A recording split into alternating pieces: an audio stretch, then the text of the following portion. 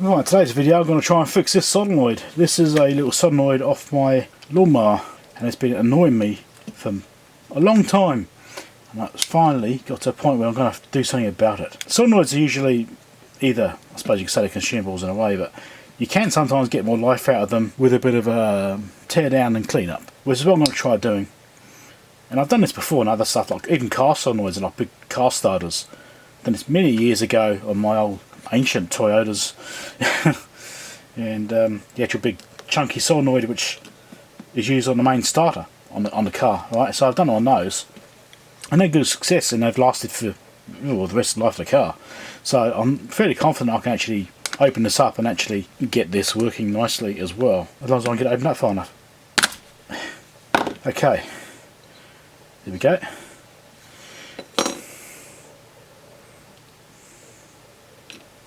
Right, so here's the contact from the starter. So that's the actual ignition switch one comes in, and it also be grounded onto the plate here to this side to activate this solenoid. So what I should be able to do is undo these two nuts here, and that will hopefully come out here. So that post will come out as well. If I can get it apart without breaking it, then we should be right. So I'm just going to use these, because these are basically loosened off already from dismantling it from the vehicle, well, for the mower. I mean, obviously you could just replace it, but why replace it if you can fix it? You know, that's my outlook on things, isn't it?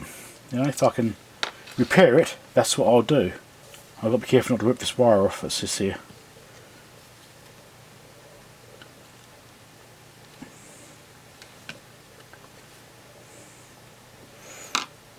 Okay, let's give us a tap. Tappy tap tap, as the saying goes. Okay. Well, those are moving. They move down. So I'm pushing against the spring. So what I think I might need to do is squeeze these back down so that I can get it to pop through the casing.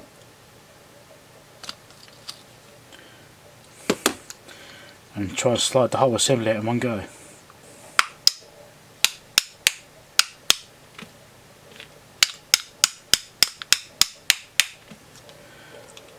I haven't pulled apart this kind before.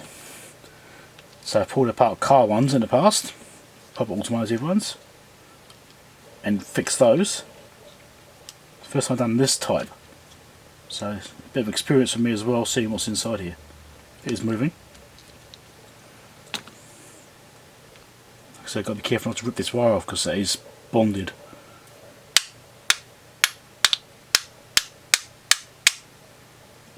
It is moving as well, that's alright.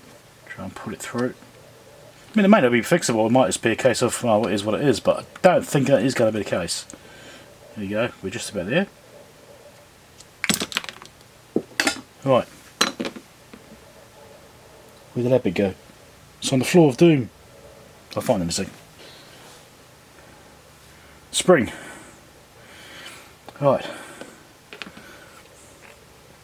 So in here are the two contacts. This one's giving me the problematic one. That one's obviously looking okay, but this one here is pretty bad. State of that. So yeah, that'd be the one that's giving us the trouble. And then we've got this spring section here, which is obviously the solenoid action, and you can see this is also looking really bad. So if I clean all these up and reassemble it all, we should be good, I reckon. So basically you've got a little piston in here which moves up and down. And you've got the spring there which keeps it off the contact, so normally it's in the housing like that. You wouldn't have seen it before because the way it fell apart. And they'd be pushing inside here. So this pushes it down onto those. Let's clean this up and see if I can get it any better or not. So I've got my diamond stone here. Something relatively smooth. I could use sandpaper as well, but this is what I've got convenient to me right now. And I'm just going over the top of that with that and just going to keep rotating it around different directions until I get a nice shiny top, completely covering the top. Nice smooth shiny top. Let's do the same on this one.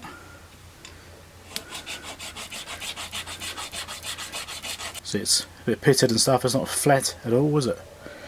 See, one of the things I was doing to keep this thing going whilst it was playing up is to literally just turn the posts, because it changed where the contact points were. and that'd make it work again for a while, but that was starting to get problematic and it wasn't really reliable.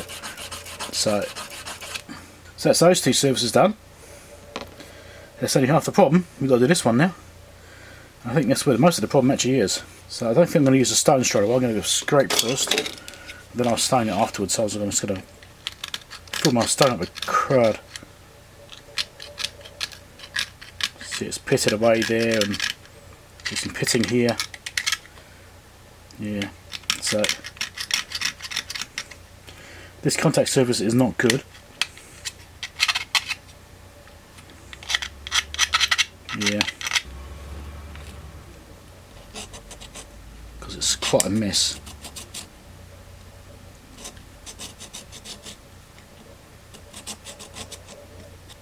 Yeah, but look at that. You can clearly see where it's been contacting. This might take a while. I'll come back once I've got it done. Alright, so it's all cleaned up. So I've got this powder everywhere now from the copper, but it's all polished up. Well, polished, but it's sanded back basically with the diamond stone, so it's pretty flat. It's not too bad. Got rid of all those pitting. Obviously these are done. So what I'm going to do, I'm going to put it back together, but I'm going to use some of this dielectric grease.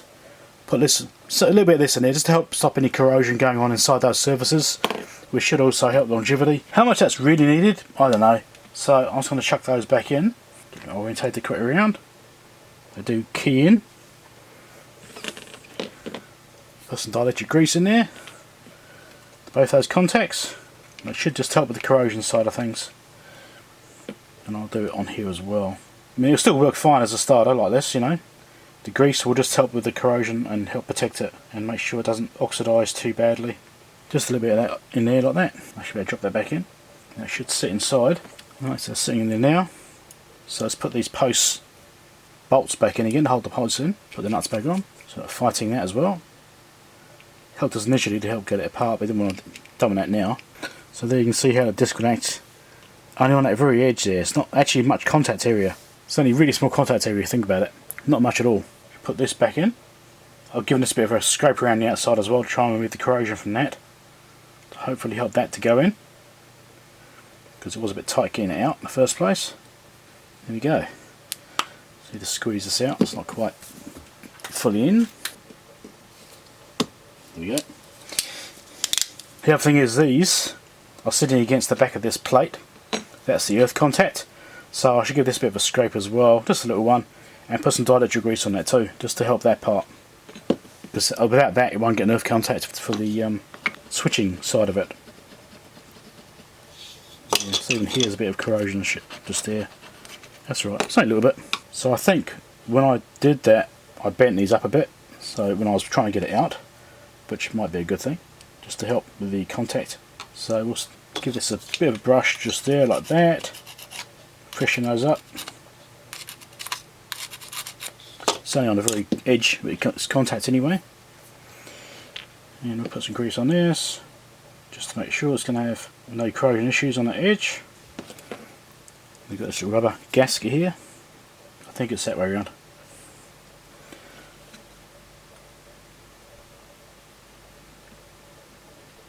Come on, in you go. You came out that way. Right. So when I clamp these back down again, that should work, hopefully. So I was clamped back down again. Basically I put this on the edge of my desk and just give a bit of a tap with a hammer, just fold them down. I still need to crimp them down harder yet. I'll do that when I go back out to the garage. I've got some vice grips out there. I'll just give a bit of a pinch down the vice grip. But this should at least, for now, get to work. So it draws 1.5 amps when it's activating. Okay, let's get a meter on here.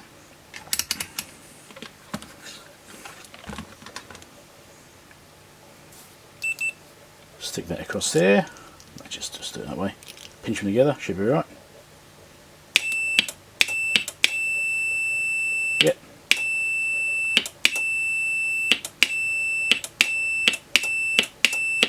Beautiful. It's working on the bench, so it has to be better than it was. It kind of made it worse. So I'm going to refit this thing. I reckon that's going to be done. Hope you found it interesting. Check out my videos down below. Subscribe if you're not already subscribed. Catch you later.